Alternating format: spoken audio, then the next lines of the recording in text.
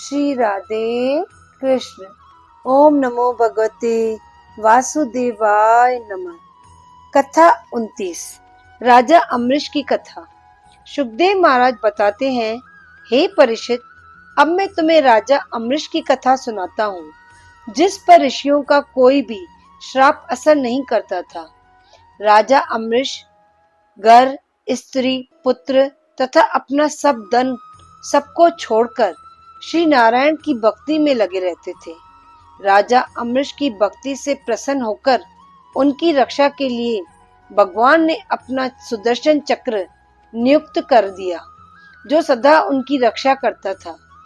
राजा रानी एकादशी का व्रत करते थे और दूसरे दिन अर्थात बारस के दिन 60 करोड़ गाय ब्राह्मणों को दान कर फिर व्रत खोलते थे। एक बार बारस के दिन दुर्वासा ऋषि भी पधारे और भोजन मांगा।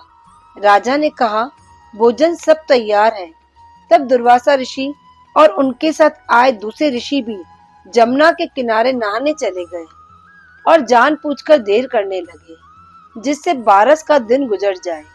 वहां राजा अम्बरीश ने ब्राह्मणों से पूछा कि दुर्वासा ऋषि अभी तक नहीं लौटे हैं और बारस का दिन खत्म होने वाला है और तेरस के दिन ये व्रत नहीं छोड़ते, तो हे ब्राह्मणों, ऐसी दशा में मैं क्या करूं? तब ब्राह्मणों ने आज्ञा दी कि आप श्री भगवान के चरणों का अमृत पीकर व्रत छोड़ दीजिए। राजा अम्बरीश ने ऐसा ही किया। बारस के खत्म होने में कुछ क्षण थे तो दुर्वासा ऋषि लौट आए। तब राजा ने उन्हें भोजन करने को कहा। तब दुर्वासा ऋषि ने पूछा, क्या तुमने व्रत छोड़ दिया?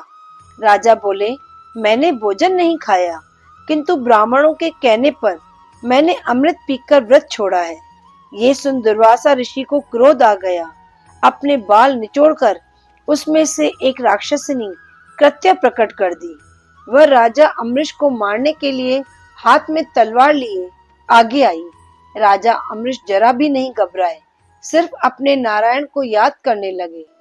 तभी सुदर्शन चक्र आता है, कृत्या को वहीं भस्म कर देता है और दुर्वासा ऋषि के पीछे पड़ जाता है।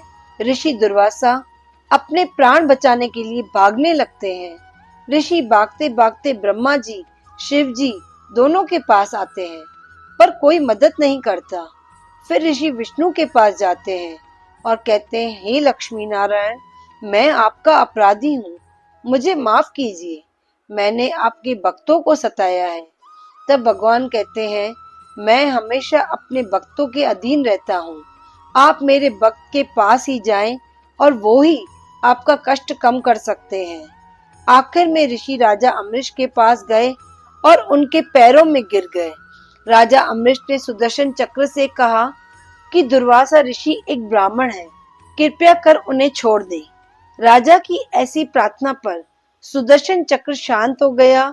दुर्वासा जी को भागते भागते 1 वर्ष हो गया था, पर तब तक राजा अम्बरीश ने भी भोजन नहीं किया था।